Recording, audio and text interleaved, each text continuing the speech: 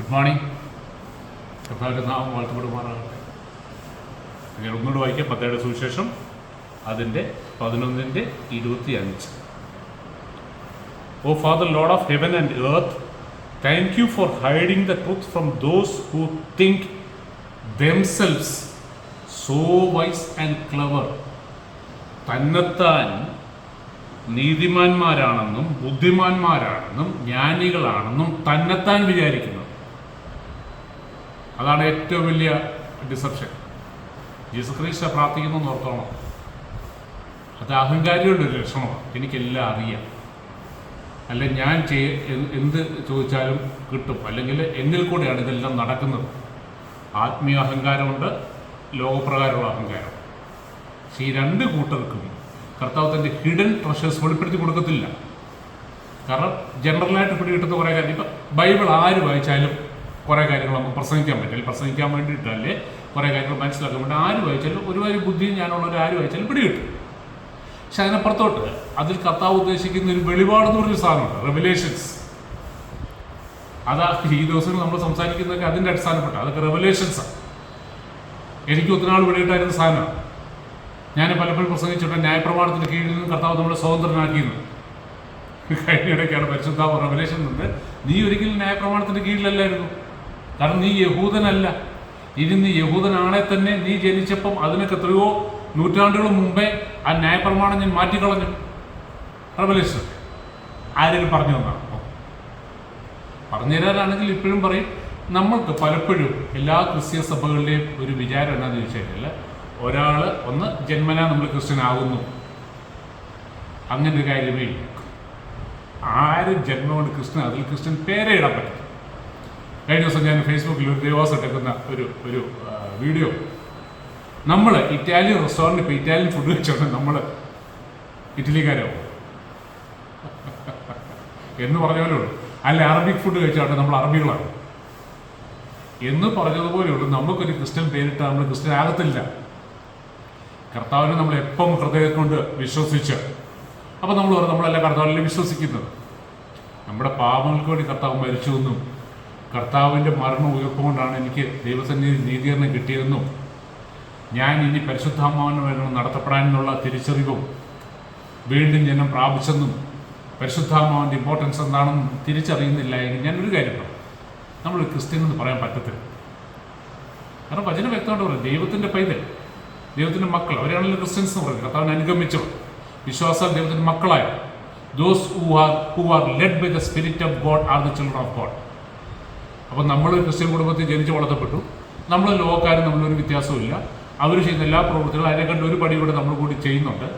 നമുക്കങ്ങനെ ക്രിസ്ത്യൻ എന്ന് പറയാൻ പറ്റുന്നത്, അവകാശപ്പെടാൻ പറ്റുന്നതിനെ അത് ഇറ്റാലിയൻ റെസ്റ്റോറൻറ്റിൽ പോയി ഇറ്റാലിയൻ ഫുഡ് കഴിക്കുന്ന പോലെ. അതിനപ്പുറമായിട്ടൊരു കാര്യമുണ്ട് കേട്ടോ. അപ്പം അത് പിടികിട്ടണമെങ്കിൽ, എന്താണെന്ന് പിടികിട്ടണമെങ്കിൽ നമ്മൾ ബുദ്ധി കൊണ്ട് വായിച്ചാൽ പിടികിട്ടത്തില്ല. ദൈവം ഇത് വെളിപ്പെടുത്തി തരത്തില്ല. Because it's a hidden treasure. അത് അതിനുവേണ്ടി അന്വേഷിക്കുന്നവർക്ക് വേണ്ടി കർത്താവ് സൂക്ഷിച്ച് വെച്ചിരിക്കുക. അപ്പം നമ്മൾ ഇത് എല്ലാവർക്കും വെളിപ്പെടുത്തി കൊടുക്കാത്ത ഞാൻ ചോദിക്കുന്നത്, ഇത് നമ്മുടെ വീട്ടിൽ എത്ര വർഷമായിട്ട് ഈ ബൈബിളുണ്ട്? കഴിഞ്ഞ ദിവസം എന്നോട് ഒരു ആൾ ഈ കാര്യം കേട്ടപ്പോൾ എന്നോട് പറയാം, മിറ്റി ഞാനിത് എത്ര പ്രാവശ്യം വായിച്ചു, ഇതുവരെ എനിക്ക് പിടികിട്ടിട്ട്. ഞാൻ പറഞ്ഞു, പക്ഷേ അതിൻ്റെ കാര്യം എന്താണെന്ന് ചോദിച്ചു കഴിഞ്ഞാൽ, പരിശുദ്ധാത്മാവിൻ്റെ സഹായം എനിക്കും അതിന് മുമ്പ് പിടികിട്ടില്ല. പരിശുദ്ധാത്മാവിൻ്റെ സഹായത്തോടെ ഇതെന്താണ് ഉദ്ദേശിച്ചിരിക്കുന്നതെന്ന് ചോദിച്ച് നമ്മൾ വായിക്കുമ്പോൾ പരിശുദ്ധാത്മാവാണ് നമുക്ക് റിവീൽ ചെയ്യും. അല്ലെങ്കിൽ നമ്മൾ ആ ഒരു സർഫസിൽ നിൽക്കുക. നമ്മൾ ഈ കടലിൽ കണ്ടില്ലേ, മുകളിൽ നിൽക്കുമ്പോൾ ഒരു അനുഭവം, താഴോട്ട് പോയി പേഴ്സും അങ്ങനെയുള്ള സാധനങ്ങളൊക്കെ കാണാം. അത് വേറൊരു എക്സ്പീരിയൻസ്. അപ്പം നമുക്ക് മുകളിൽ മാത്രം നിൽക്കാൻ ആഗ്രഹമുള്ളതിൽ കർത്താവ് പിടിച്ച് മുക്കത്തൊന്നുമില്ല. കർത്താവ് പറഞ്ഞാൽ നിനക്കത് മതി, നിനക്ക് സന്തോഷം. അതിനപ്പുറത്തോട്ട് നമ്മളൊരു എക്സ്ട്രാ എഫേർട്ട് എടുക്കും. കർത്താവ് എനിക്കിത് പോരാ, എനിക്ക് ആ ഹിഡൻ ട്രഷേഴ്സ് വേണം, അത് അന്വേഷിപ്പിൻ നിങ്ങൾ കണ്ടെത്തുമെന്ന് പറഞ്ഞു. അല്ല ആർക്കും വരുന്നവർക്കും പോകുന്നവർക്കും എല്ലാം ഇത് കർത്താവ് വെളിപ്പെടുത്തി കൊടുക്കത്തില്ല. ഒന്ന്, കുറച്ച് കാര്യങ്ങൾ പിടികിട്ടി കഴിയുമ്പോൾ നമ്മളവർക്കും, ഞാൻ ആദ്യ വിശ്വാസി വന്ന സമയത്ത് ബൈബിളൊക്കെ ഒന്നുണ്ടാവത്തേക്ക് വായിച്ചു, കുറേ കാര്യങ്ങളൊക്കെ എനിക്ക് പിടികിട്ടി. പരിശുദ്ധാത്മാവ് ആരാന്നും പരിശുദ്ധാത്മാവിൻ്റെ റെവലേഷൻ എന്താണെന്നും പിടികിട്ടി. അപ്പോൾ എനിക്കുണ്ടായൊരു ചിന്ത, ഇനി ആരോട് വേണം എനിക്ക് തർക്കിക്കാൻ പറ്റും, എനിക്കിട്ടൊരു കോൺഫിഡൻസ്, സെൽഫ് കോൺഫിഡൻസ്. ഇപ്പം വർഷം എത്ര കഴിഞ്ഞു? 30 വർഷത്തോളം. ഇപ്പം പിടികിട്ടി ഒന്നുമല്ല, ഒന്നും ആയിട്ടില്ല.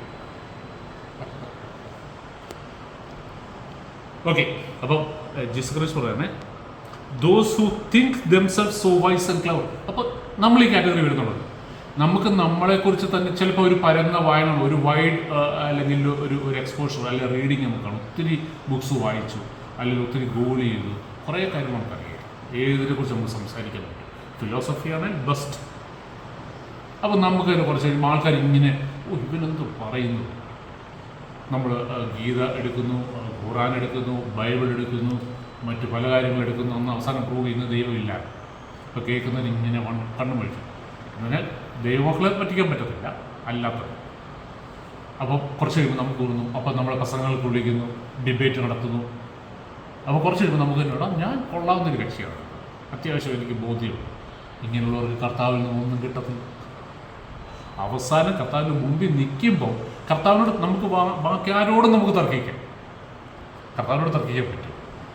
അപ്പോൾ ഇതുകൊണ്ട് ആലോചിച്ച് കഴിഞ്ഞാൽ സമയമുണ്ട് ഇനിയും കേട്ടോ. ഞാൻ കർത്താവിനോട് ചോദിക്കും എന്ന് പറഞ്ഞിരിക്കുന്നുണ്ട്. പറയും ഇപ്പോഴേ മാനസാന്തരപ്പെടാമെങ്കിൽ രക്ഷപ്പെടാം, അല്ലെങ്കിൽ ഈ കാറ്റഗറി വരും.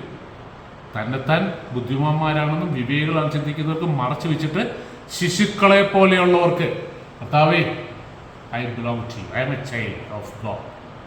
കർത്താവ് എനിക്ക് വെളിപ്പെടുത്തി തരണമേ, എനിക്കിതൊന്ന് പിടികിട്ടണം, എനിക്കങ്ങളുടെ സ്വഭാവം വേണം, എനിക്കങ്ങളുടെ ആത്മാവിനെ തരണം, എനിക്കങ്ങളുടെ പരിജ്ഞാനം തരണം എന്ന് എല്ലാ ദിവസവും കർത്താവിനോട് അപേക്ഷിക്കുന്നവർക്കാണ് വെളിപ്പെട്ടിരിക്കുന്നത്.